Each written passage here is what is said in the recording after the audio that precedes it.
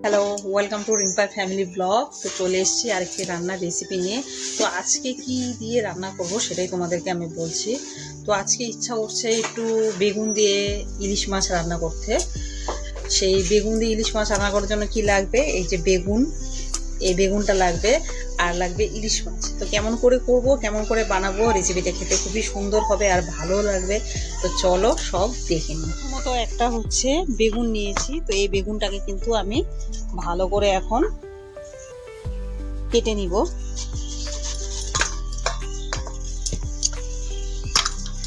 বেগুনটাকে একটু ডুমো ডুমো করে কাটবো।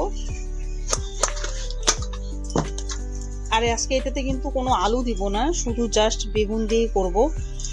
ইলিশ মাছের বেগুন দিয়ে, সর্ষে বেগুন ইলিশ। তো এখন বেগুনটাকে ভালো করে আগে কেটে নিচ্ছি। তো বেগুন তো কাটা হয়ে গিয়েছে। কাটা হয়ে গেলে বেগুনটাকে ধুয়ে নেওয়ার জন্য একটু ভালো করে জল দিয়ে নিব। বেগুনটাকে এরকম করে ভালো করে ধুয়ে নিব। এরকম করে মিনিমাম হচ্ছে দুবার মতন বেগুনটিকে একটু ধুয়ে নিব। আর তারপরে কি কি মশলা লাগবে চলো তোমাদেরকে আমি দেখিয়ে দিচ্ছি। কড়াইটাকে আমি আগেই বসিয়ে রেখেছিলাম। তো কড়াইতে একটু সরষের তেল দিয়ে নিব মাছগুলোকে ভাজার জন্য, বেগুন দিয়ে সর্ষে ইলিশ করার জন্য। তো তেলটা যতক্ষণে গরম হবে ততক্ষণে এই দেখো, এই যে ইলিশ মাছ। তো ইলিশ মাছটাকে ভালো করে লবণ হলুদটা মাখিয়ে নিতে হবে। তো এখন মাখিয়ে নিয়ে ভাজা ইলিশ মাছে ভালো করে লবণ আর হলুদটা মেখে নিয়ে, এখানে কিন্তু আমি 4 পিসের মতন, 4 থেকে 5 পিসের মতন মাছ নিয়েছি ইলিশ মাছটা। তো সেটাকে ভালো করে একটু নুন আর হলুদ মাখিয়ে নিয়ে এখন হচ্ছে ভাজা করে নেব।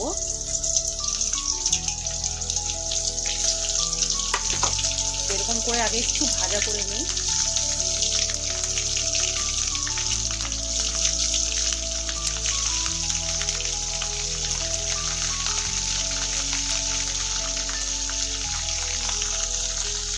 ইলিশ মাছটা কিন্তু অতটাও কড়া ভাজবো না, মাঝারি সাইজে। কত বেশি কড়া হলে কিন্তু ইলিশ মাছটা খেতে ভালো লাগবে না। এরকম করে সব মাছগুলোকে ভেজে। তো এরকম একে একে কিন্তু প্রত্যেকটা ইলিশ মাছই ভাজা হয়ে গিয়েছে একদম সুন্দর করে। এখন আঁচটাকে একটু কমিয়ে দিয়ে নিয়ে বেগুনগুলোকে আমি দিয়ে দিব, হালকা ভাজা করে নেব। বেগুনটাকে হালকা একটু ভাজা করে নেব, মিনিমাম 5 মিনিটের মতন। 5 মিনিট বেগুনটাকে একটু ভেজে নেওয়ার পরে বেগুনগুলোকে এখন আমি একটু থালাতে নামিয়ে নিচ্ছি।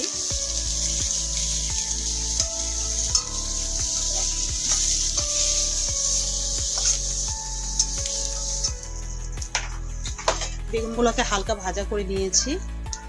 এখন কড়াইতে দিয়ে নেব হচ্ছে একটু, আমি তেল দিয়ে নিব কড়াইতে।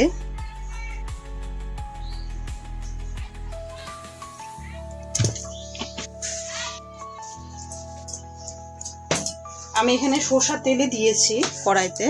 তো তেলটাকে একটু গরম হতে হয়ে গেলে এখানে দিব আমি 1 চা চামচের মতন কালো জিরে। ইলিশ মাছে তো কালো জিরেই হচ্ছে মেন। তো এই কালো জিরে দিয়ে খেতে কিন্তু খুব টেস্টি লাগে। তো কালো জিরেটাকে একটু হালকা ভাজা করে নেব।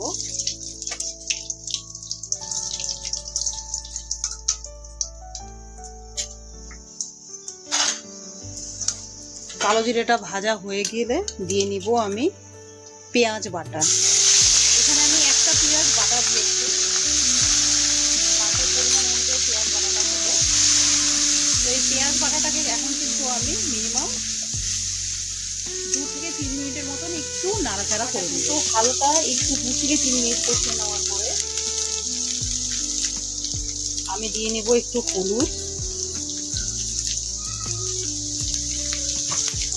আর দিয়ে নিব, এখানে আমি 4টার মতন কাঁচা লঙ্কা বাটা নিয়েছি। তোমরা চাইলে যদি একটু বেশি ঝাল খেতে পছন্দ করো তাহলে লঙ্কাটা একটু বাড়িয়ে দিবে।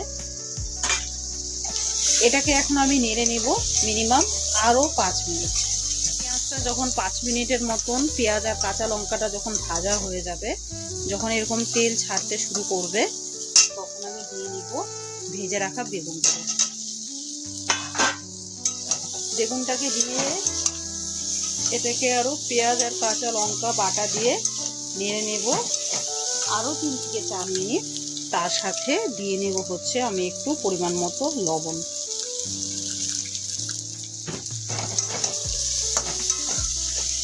এটাকে এখন একটু কম আঁচে দিয়ে এটাকে আমি নেড়ে নেব। বেগুনটা হালকা একটু ভাজা হয়ে যাওয়ার পরে দিয়ে নেব এখানে সরষা বাটা। আমি কিন্তু এখানে 2 চামচের মতো সরষা ব্যবহার করছি। তোমরা চাইলে সরষাকে খেতে কেমন পছন্দ করো সেরকম অনুযায়ী দিয়ে নিতে। আর আমি সরষাটা দিয়েছি কালো সরষা বাটা। এটাকে আমি এখন নেড়ে নেব আরও। সরষাটা দিয়ে বেশি নাড়বো না, সরষাটা দিয়ে মাত্র 2 থেকে 3 মিনিট একটু নাড়াচাড়া করবো। তার সাথে দিয়ে নিব একটু কাশ্মীরি লঙ্কার গুঁড়ো কালারের জন্য।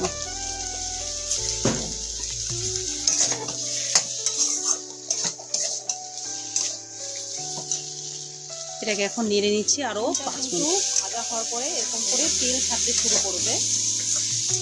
আমি কিন্তু আর কোনো তেল এখানে ব্যবহার করছি না।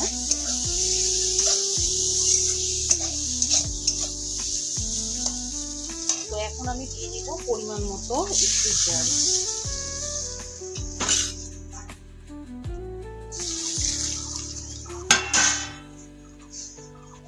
যেহেতু বেগুন আর সর্ষে দিয়ে এটা একটু মাখা মাখা হবে, তাই জলের পরিমাণটা কিন্তু একটু কম দিয়ে নিব।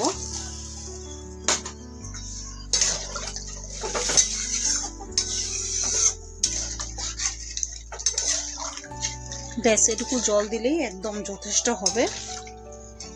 এখন এটাকে ফুটতে দিয়ে দিব আরো 10 মিনিটের মতন। ঝোলটা ফুটতে শুরু করলে তোমরা যদি কেউ কাঁচা লঙ্কা খেতে পছন্দ করো তাহলে অবশ্যই দিয়ে নিবে কাঁচা লঙ্কা। এটা তো মাত্র ফুটতে শুরু করেছে, এটা কিন্তু আরো 10 মিনিটের মতন ফুটবে। যখন মাখো মাখো হয়ে যাবে তখন মাছগুলো দিয়ে নামিয়ে দেবো। এটাকে ফুটতে দিয়ে দিচ্ছি। সর্ষে আর বেগুন ইলিশের জন্য বেগুন কিন্তু একদমই এত বড় করে দিয়েছি, তাও কিন্তু অনেকটাই গলে গিয়েছে। তাই এখন ইলিশ মাছগুলোকে দিয়ে নিব।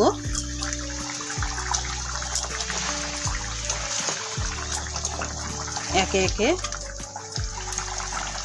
মাছটা দিয়ে মাছগুলোকে 2-3 মিনিটের মতন ফুটিয়ে নিয়ে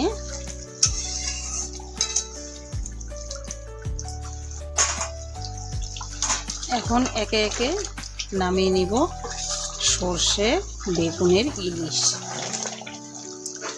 তো মাছগুলোকে এখন আমি রেসিপিটাকে পুরোপুরি নামিয়ে নিচ্ছি।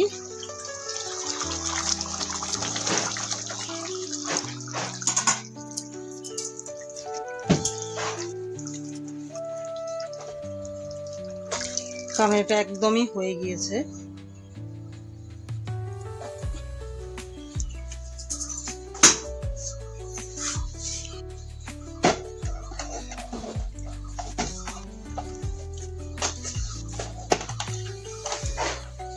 একদম পারফেক্ট ভাবে হয়ে গিয়েছে সর্ষে আর বেগুনের ইলিশ।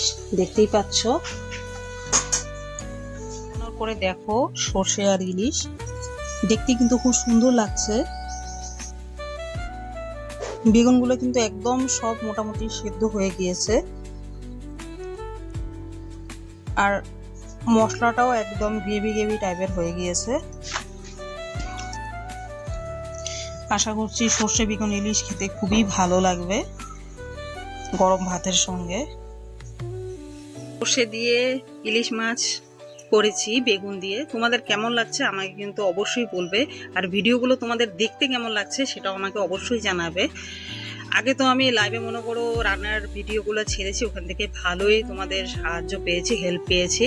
তো আমি চাইছি যেরকম করে লাইভে তোমরা আমার পাশে থেকেছো, তোমরা এই রান্নার ভিডিওগুলো যে ছাড়ছি এটাতেও তোমরা পাশে থাকো, যাতে আগামী দিনে এগোতে পারি। তো কেমন হয়েছে রান্নাটা অবশ্যই আমাকে জানাবে। আর এরকম করে খেতে সত্যি কিন্তু খুবই টেস্টি হয় আর ভালোও লাগে। তো কমেন্ট করে অবশ্যই জানাবে। আর চ্যানেলটি যদি ভালো লাগে থাকে চ্যানেলটিকে লাইক আর সাবস্ক্রাইব করবে। সবাই খুব ভালো থাকো, বাই।